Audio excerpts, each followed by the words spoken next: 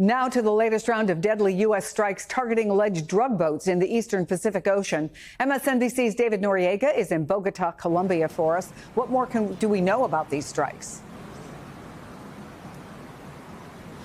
Well, Chris, what Secretary Hegseth said is that these strikes targeted 4 boats in the eastern Pacific, killing 13 people. That brings the total of people killed in these strikes, both in the Caribbean and the Pacific, up to 57. Chris, as you pointed out at the top, the Trump administration has identified these boats as alleged drug boats, described the people on them as narco-terrorists, but has not provided any kind of proof whatsoever to support that. Now, I'm here in Bogota, Colombia. I've been getting some of the reactions to what's been happening, because another key thing here, Chris, is that over the weekend, Senator Lindsey Graham said that Donald Trump had spoken to him and told him that there were likely to be ground strikes, missile strikes on land, not only in Venezuela, but also here in Colombia. And the reaction to that from people here, I don't know if you know this, Chris, but I'm from here. I was born and raised here. I have a lot of friends and family here. And I can tell you that the feeling on the ground is one of just shock. The idea that people here would have to be bracing for the possibility of missile strikes from the U.S. on Colombian soil is very close to inconceivable and quite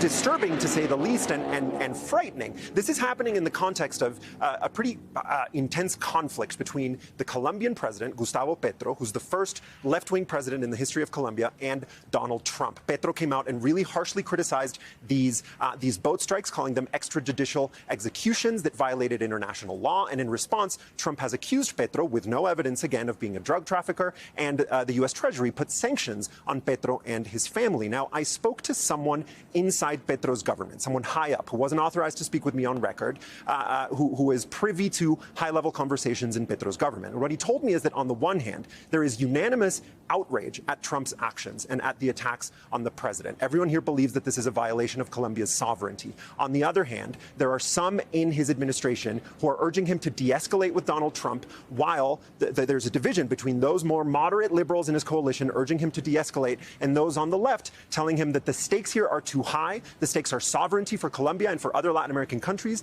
and he needs to keep taking the fight to Donald Trump as energetically as possible. Chris. Thank you.